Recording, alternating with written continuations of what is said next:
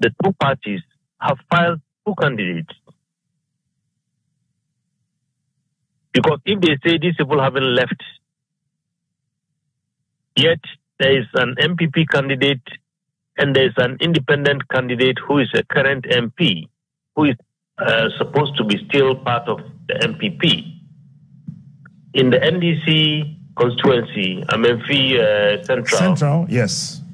There's an NDC candidate who has filed. There's another one who has filed, the sitting MP saying, I'm filing as an independent, but now the court is saying no. He's still part of the NDC. So I think our electoral management body has some perhaps explanation to provide to all of us, just to help the situation. I think at the end of the day, we don't want our country to be plunged into any crisis. And why some of us have been saying for days now. Okay, so from the position that you hold, you think that the speaker did the right thing? Yes, I think the speaker did the right thing, yes. Okay. You know, if you're looking at the geopolitics going on now, America trying to get influence in Africa, Russia is also trying to dominate. Even Far East, they are also trying to find ways and means of getting some space in Africa, making Africa the kingmaker. When we continue with this trend, as far as our democracy is concerned, I'm going to give you 3 minutes, no interruption, so you can actually explore this arena of my question. If you're looking at the geopolitics going on now, that African can become a kingmaker in Africa, trying... And some who will be about Tom Monteneso, whatever my wedding can't see in Semecacra, near Baby Tia, dear chance, at the Atwason, and Nina A. Yanko Yaduma, a 7th of December. Sitting in cinema, Jumedi Chicherin, Cassia Panagana Funin, and Abusia. There's a Kamiaquas, Ubia, Peso or Ya, dear, and then Yonko Beba from Nona Cosro, or Peso Ya, dear, a bit my fever on that very day. No, Nescent in Obsia, and some who be about Betuja, a Pesebe Quania Quaquiti, Nina. Ekuwie about work esi ada Ghana fu nyina enim no medin kan bisa se edro no ma hwan ana oto aman na denti ana oto amasa nipa no obia wo reason ahodo ne nyina nso no enkowie se asomdwe embra kasatwitwiri ene adidi atembia enim abusua mempese kasabe tenten ko ne nkohwe video e emfamre ba betina se ne di ensem no komo medin de Kwame Gentle. 2 or more questions to ask you. Eti say no omuka some ma soldier for kwan nko but womuram say can hear you. Oh, fantastic. You know, there's a video that which we have played that MPP supporters have trudged to parliament. My question on this is, what role does political party dynamics such as inter-party rivalries play in the escalation of violence within African parliament, with Ghana as a case study?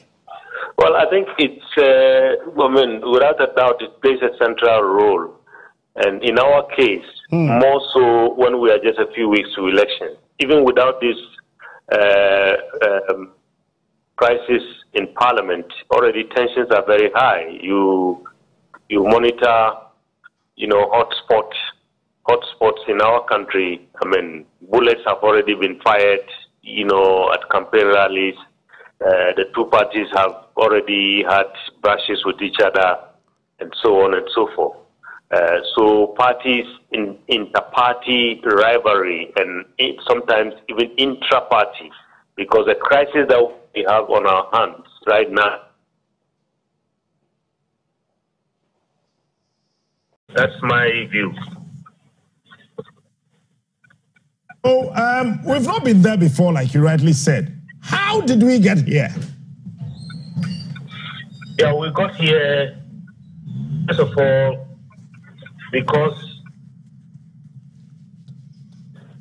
that is our two major political parties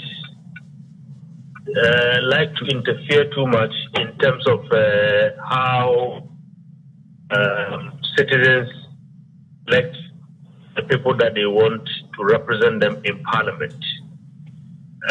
we had that in the last election, a number of them, including the key one, which set a precedent, that is the Honorable Asiama, which set a precedent.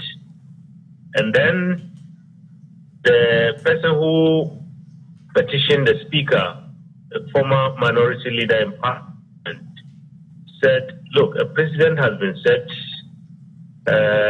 in 2020. We had a similar case. The constitution has not changed. The 97 is still in effect. So why would it be different now? So we are going to ask that what precedent was set then should be applied now. So, Captain, that's how we got where we are. Now, if you look, some of us, and I know with your expertise, you probably saw this coming. I mean, the inauguration of this 8th parliament, what happened before the inauguration, and other, proceedings and matters that arose from the proceedings. Did you see this coming? Well, I saw drama coming right from day one. I mean, I kept saying that if care wasn't taken, this parliament was going to be, characterized by a lot of drama and difficulty, as we witnessed on the first day, if the two sides do not try to come to the middle and get as close as they can be and compromise and dialogue at all times. Many years ago, I had a friend of mine who became speaker in Malawi, and his tenure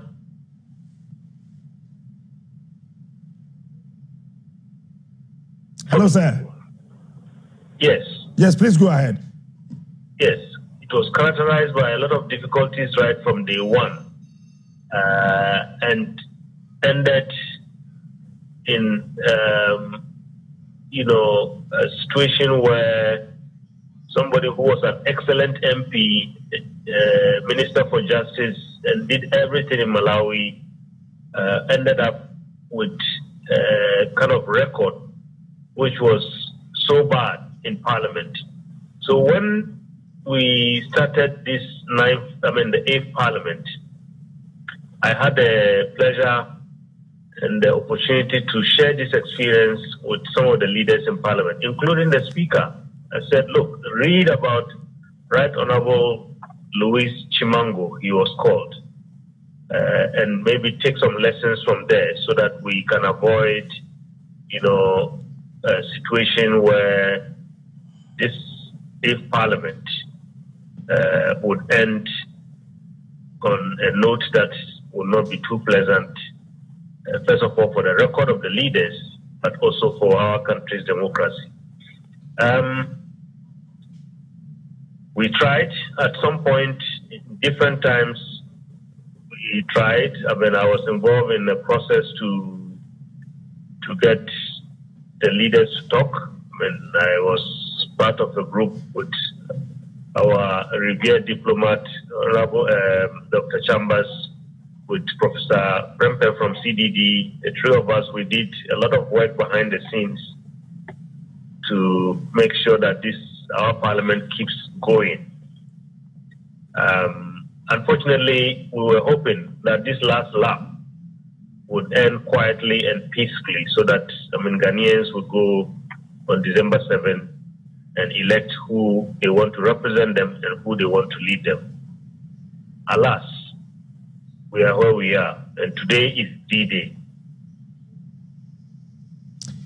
You listened to Speaker's ruling on the vacancy declaration of these 4 members of Parliament.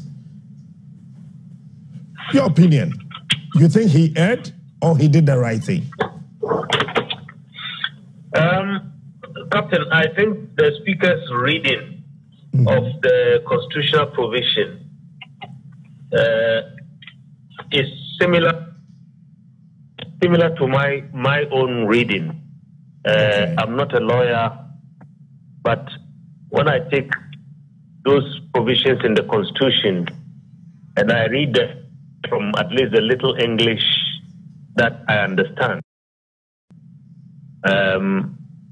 when somebody leaves their party to contest on the ticket of another party or to go independent, it constitutes their departure from their party, even if they don't make that pronouncement. And we have the record at the Electoral Commission showing that these people, these 4 honorable members, have done exactly what is contained in the constitutional provision.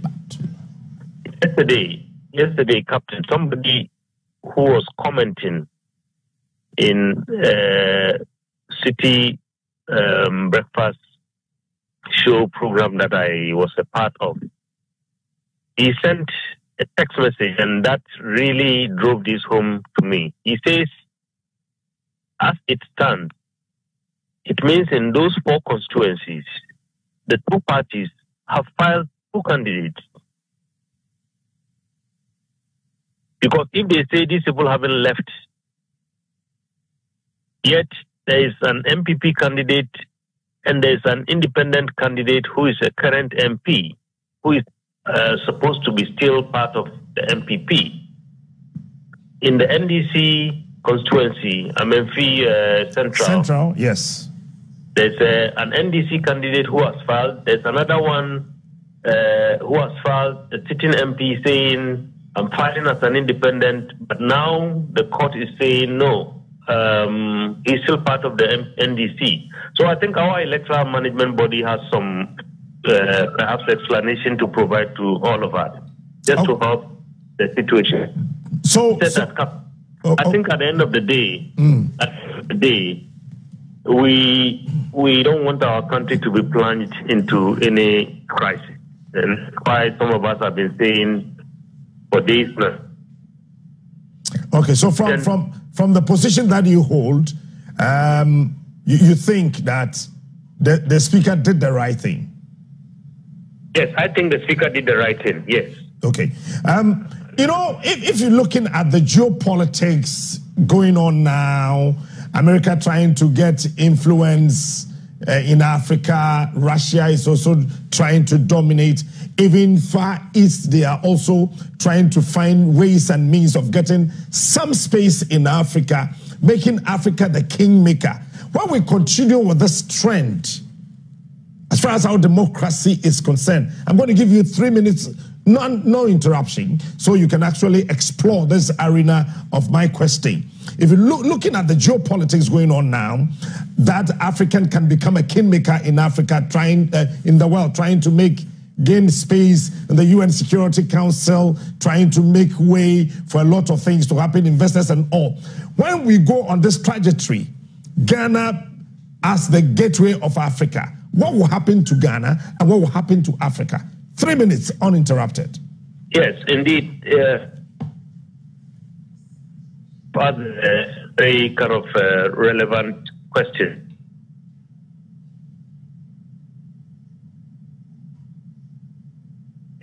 Democracy is not in good standing today, and we are not talking about in Africa. And if you go to Europe, we've seen the rise of extreme right-wing parties, so on, showing a lot of dissatisfaction by citizens about what is going on in their country. If you come to our region, our sub-region has been the most violent in the last, maybe the reversal of democratic progress. And so the little hope I think people are hanging on is citing the examples of our country and a few others. So if this should happen and we have a showdown today, and there's a breakdown in the mechanism for dialogue, which is Parliament. Certainly, we are not putting our country in a good place. We are not putting the continent in a good place, and we are not putting democracy in a good place.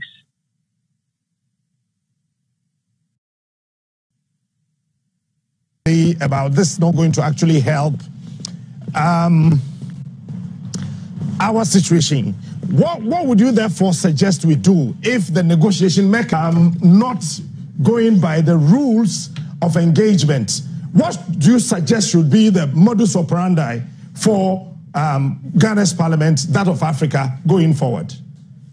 Well, I think, to be honest, first of all, maybe issues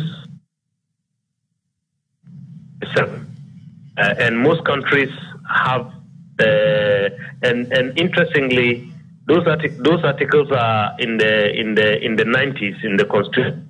I know I used to do a lot of work with the Parliament of the Gambia when Yahya Jammeh was in. Also had some of their constitution which say to disagree with your party, automatically you are dismissed. So the point I'm making, Captain, is that first of all, I think these weighty constitutional provisions, they have to be made as clear as they can be, so that they are not subject to any ambiguous interpretation. So that if anybody, you take it, you read it, I take it, I read it, it's as clear as it can be. One of the ways in which our democratic practice can be strengthened. And secondly, I think our